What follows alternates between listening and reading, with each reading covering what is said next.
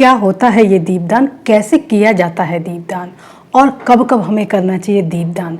दीपदान करने का क्या महत्व होता है, दीपदान करने के क्या फायदे होते हैं, किन खास मौक़ों पे दीपदान किया जाता है, क्या हम हमेशा दीपदान कर सकते हैं और हम दीपदान करें भी तो हमें कब करना चाहिए, कार्तिक पूर्णिमा हमारी कब है, दीपदान हम कब कर सकते हैं, देव दिवाली हम कब मना सकते हैं। तो दोस्तों इन्हीं सारे क्वेश्चनों के जवाब आज मैं आपको दूंगी।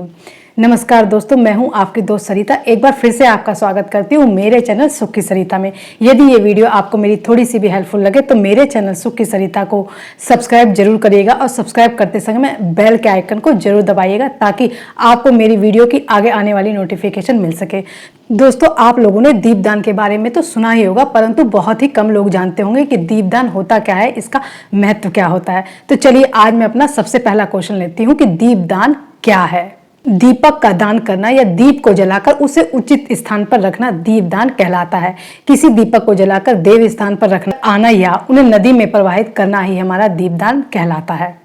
ये प्रभु के समक्ष हम लोग निवेदन जो प्रकट करते हैं उसी का एक तरीका होता है। तो चलिए दोस्तों आज हम अपना अगला क्वेश्चन लेते हैं कि कहाँ करना चाहिए हमें ये दीपदान। तो देव मंदिर में हम लोग कर सकते हैं दीपदान। दूसरा हमारा है विद्वान ब्राह्मण के घर में भी हम लोग दीपदान कर सकते हैं। नदी के किनारे भी दीपदान कर सकते हैं हम लोग, और किसी धान के ऊपर भी हम लोग अपना दीपदान कर सकते हैं। तो दोस्तों ये सारे जो दीपदान मैं बता रही हूँ ये हमारे होते हैं घर से बाहर जाकर दीपदान हम लोग कर सकते हैं। मान लीजिए हमारे पास समय नहीं हो और हम घर से बाहर नहीं जा सकते, मंदिर भी नहीं जा सकते, गंगा या किसी नदी के स्थान पर हम नहीं जा सकते, तो हमें क्या करना चाहिए, हमें अपने घर में ही दीपदान करना चाहिए। तो घर में किस तरीके से हम दीपदान करेंगे इस वीडियो में आगे चलकर मैं आपको बताऊंगी। वीडियो को बिल्कुल भी स्किप मत करिएगा, नहीं तो आपको समझ में नहीं आएगा। अगला क्वेश्चन है हमारा, कब करते हैं दीपदान, क्या हमेशा हम लोग दीपदान कर सकते हैं। तो नहीं दोस्तों, मैं आपको समझाती हूँ, इसको जरा ध्यान से सुनिएगा। पहला हमारा सभी स्नान पर्व पर हम लोगों को दीपदान करना चाहिए। जब भी कोई स्नान का पर्व आता ना तो हमें दीपदान जरूर करना चाहिए। या तो हम नदी के किनारे जाके दान कर सकते हैं या नदी में दान कर सकते हैं। व्रत के समय दीपदान हमें जरूर करना चाहिए। दूसरा हमारा नरक चतुर्थी और यम द्वितीया के दिन हमें दीपदान जरूर करना चाहिए। जैसा कि अभी हमारी दिवाली बीती है तो उस समय भी हम लोगों को दीपदान जरूर करना चाहिए था। तीसरा हमारा दीपावली हो गई, अमावस्या हो गई, पूर्णिमा के दिन भी हम लोग दीपदान जरूर करना चाहिए। हमें दीपदान करने का मतलब जैसा कि मैंने बताया कि हम लोग दीपक को जला के भी रख सकते हैं और दीपक को हम लोग परवाह भी कर सकते हैं। भूमि पर हमें दीपक जरूर जलाना चाहिए परमात्मा के लिए, लेकिन उसको जलाने से पहले किसी भी दीपक को हमें उसको नीचे आसन जरूर देना चाहिए। आप चावल का आसन भी दे सकते हैं, नहीं तो आप लोग फूल का आसन भी दे सकते हैं। ऐसे ही भूमि पर दीपक नहीं रखा जाता है, इस बात को आप लोग ध्यान रखिएगा। तो चलिए आगे हम जानते हैं कि दीपदान की पूजा विधि क्या है। यदि आपके पास मिट्टी का दीपक हो या फिर तांबे का, चांदी का, पीतल का या फिर सोने का दीपक हो, जो भी आपकी बेवत हो उस हिसाब से आप लोग दीपक ले सकते हैं। आपके पास मिट्टी का दीपक तो जरूर होगा, उनको हमें अच्छे से साफ कर लेना चाहिए। मिट्टी के दीपक को कुछ घंटे पहले हमें पानी में भिगो देना चाहिए। जब हम पानी में उसको भिगो देते हैं तो काफ़ी अच्छा होता है और तेल भी हमारा कम सोखता है और काफ़ी देर तक जलता है। यदि हम ऐसा नहीं करेंगे तो थोड़ी सी जो दिए हमारे होते हैं जल्दी बुझ जाते हैं और जलने में भी हमें दिक्कत करते हैं।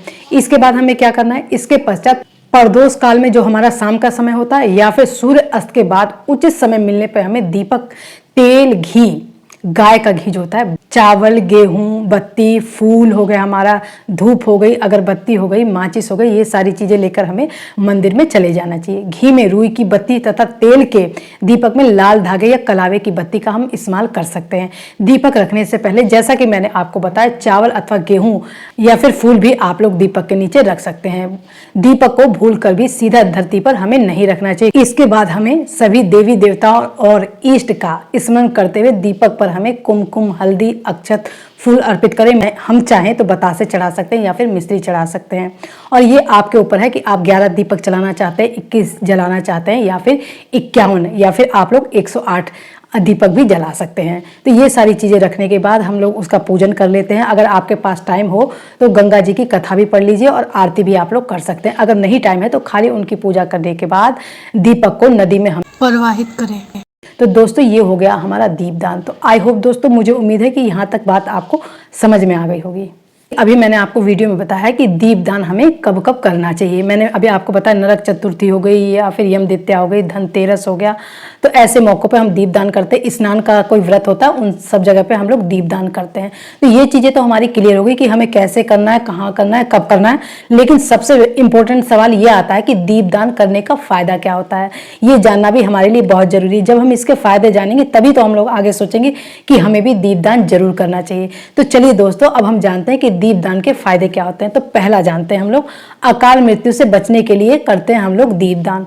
दूसरा, अपने मृतक के प्रति भी श्रद्धा भाव के लिए भी हम दीपदान करते हैं। अगला है हमारा, माता लक्ष्मी और भगवान विष्णु को प्रसन्न करने के लिए, उनकी कृपा पाने के लिए भी दीपदान किया जाता है। नेक्स्ट है हमारा, यम, शनि, राहु, केतु के बुरे प्रभाव से बचने के लिए भी हम लोग करते हैं दीपदान। अगला हम जानते हैं, किसी भी तरह की आप लोग देखते हैं ना, बला चलती है या हवाएं चलती हैं, उनसे बचने के लिए, ग्रह कलेश और संकटों से बचने के लिए भी हम लोग दीपदान जरूर करते हैं। अगला है हमारा, जीवन में अंधकार मिटे और उजाला है, इसलिए भी किया जाता है दीपदान। मोक्ष की प्राप्ति के लिए भी हम लोग करते हैं दीपदान। किसी तरह की पूजा या मांगलिक कार्य की सफलता हेतु भी हम लोग करते हैं दीपदान। घर में धन, समृद्धि, शांति बनी रहे, इसलिए भी हम लोग करते हैं दीपदान। तीज त्योहार हमारे आते हैं तब भी हम लोग दीपदान करते हैं। कार्तिक के महीने में भगवान विष्णु या उनके अवतार के समक्ष दीपदान करने से हमें समस्त यज्ञों, तीर्थों और दानों का फल प्राप्त हो जाता है। तो दोस्तों, आपको समझ में आया कि कितना महत्वपूर्ण होता है इस कार्तिक के महीने में दीप का दान करना। यदि दीप दान करने से हमें इतने सारे लाभ होते हैं तो हमें दीपदान जरूर करना चाहिए।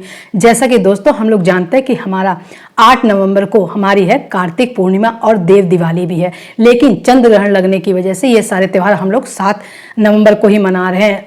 तो चलिए मैं यहाँ पे आपको क्लियर कर देती हूँ कि हमारा कार्तिक पूर्णिमा हमारी कब से शुरू हो रही है, हमें अपना त्यौहार कैसे मनाना चाहिए और कब मनाना चाहिए। उदय तिथि के अनुसार कार्तिक पूर्णिमा 8 नवंबर को मनाई जाएगी।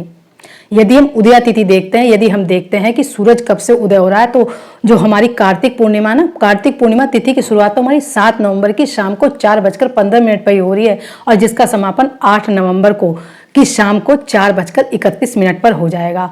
तो कहने का मतलब यह है दोस्तों, हमारी जो कार्तिक पूर्णिमा तिथि की शुरुआत है वो हमारी 7 से शुरू हो जाएगी, लेकिन 8 तारीख को खत्म होगी। ग्रहण लगने की वजह से हम कोई से भी शुभ काम नहीं करते। अब आती है हमारी स्नान की बात। यदि स्नान को देखा जाए तो हम लोग कार्तिक पूर्णिमा के दिन अर्थात हम लोग 8 नवंबर को स्नान कर सकते हैं, क्योंकि 8:10 से हमारा सूतक काल शुरू हो जाएगा, जो कि शाम को 6:19 तक रहेगा। और ग्रहण का समय हमारा 5:32 शाम को 8 तारीख को लग रहा है, जो कि हमारा 6:19 पे जब हमारा सूतक काल खत्म हो रहा है तभी हमारा ग्रहण का टाइम भी खत्म हो जा रहा है। तो ग्रहण के दौरान तो हमें वैसे भी कुछ नहीं करना चाहिए और सूतक काल में हमें कोई भी पूजा पाठ नहीं करनी चाहिए। यदि आपका ग्रहण खत्म हो जाता है तो आप लोग बाद में स्नान करके अपने घर में गंगा जल का छिड़काव कर सकते हैं, और उससे पहले हम लोग सुबह उठ के ब्रह्म मुहूर्त में भी गंगा स्नान कर सकते हैं। नदी के घाट पे जाके हम लोग दिया जला सकते हैं, भगवान की पूजा कर सकते हैं, आरती कर सकते हैं और कथा वगैरह सुन सकते हैं। तो दोस्तों मुझे उम्मीद है कि ये बात आपको समझ में आ गई होगी। चाहें तो हम लोग 8 तारीख को सुबह ही 8 बजे से पहले हम लोग अपना स्नान आदि कर सकते हैं। कार्तिक पूर्णिमा तो मेन हमारी 8 तारीख को ही है और स्नान वगैरह हमारे सुबह ही किए जाते हैं। कार्तिक पूर्णिमा जो कि हमारी है 8 तारीख को और इसकी शुरुआत हमारी 7 तारीख को हो जा रही है। तो कार्तिक पूर्णिमा के दिन हमारा ग्रहण भी है, गुरु नानक जयंती भी है, देव दिवाली भी है। तो ये सारे काम हमारे एक ही दिन है, लेकिन ग्रहण लगने की वजह से हम लोग इसको एक दिन पहले मना रहे हैं। देव दिवाली पर यानी कार्तिक पूर्णिमा के दिन हमें, जैसा कि मैंने अभी बताया है, कि हमें स्नान आदि कर लेना चाहिए और पूजा पाठ अच्छे तरीके से कर लेना चाहिए। और उसके बाद हमें उगते हुए सूरज को हम चाहें तो जल दे सकते हैं 8 तारीख को, और फिर तुलसी माता की हम लोग पूजा करें, उनको जल समर्पित करें। इसके बाद हम लोग भगवान शिव और भगवान विष्णु, माता लक्ष्मी की हम लोग पूजा कर सकते हैं। तो दोस्तों ये सारे काम हम लोग, गंगा स्नान का काम हो गए, ये सारे काम हम लोग 8 तारीख की सुबेरे सूतक काल लगने से पहले कर सकते हैं, जो कि हमारा लग रहा है 8:10 पर।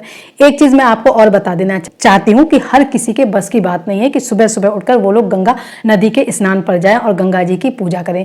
हर किसी का मन करता है ये सारे कार्य हमें करने चाहिए, लेकिन हर कोई तो नहीं जा सकता ना। तो आप लोग अपने घर में भी गंगा स्नान कर सकते हैं पूर्णिमा के दिन। तो कैसे कर सकते हैं, चलिए मैं आपको बताती हूँ। आपको क्या करना होगा, गंगा स्नान करने के लिए आप लोग बाल्टी में थोड़ा सा गंगा जल पानी में मिलाकर और गंगा स्नान कर सकते हैं। और दीप दान भी आप लोग चाहे तो आप लोग घर में कर सकते हैं, सेम इसी तरीके से। जैसे आपने कोई बड़ा सा बर्तन ले लिया, परात होती ना, वो तो हमारी काफी मतलब सही होती है, काफी बड़ी होती है, उसमें हम लोग थोड़ा सा गंगा जल डालेंगे, उसके बाद हम लोग पानी मिला देंगे। तो ये हमारा एक तरीके से जो होगा ना गंगा नदी का जो घाट होता है उस टाइप हो गया। तो हमारे पास गंगा जी आ गई हैं, उसके अंदर हम क्या कर सकते हैं, दीपदान हम लोग कर सकते हैं। हम लोग चाहें तो 5 दीपदान कर सकते हैं, 11, 21, जैसे कि मैं पीछे बता चुकी हूँ 51 कर सकते हैं।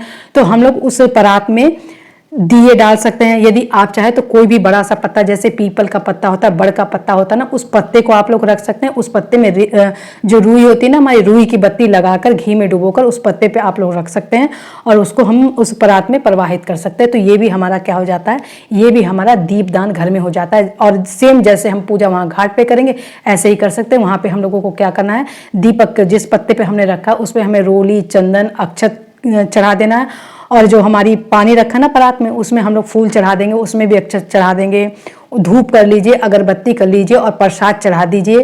तो ये एक तरीके से गंगा माता हमारे घर में ही है, तो हम लोग खूब अच्छे से उनकी पूजा कर सकते हैं।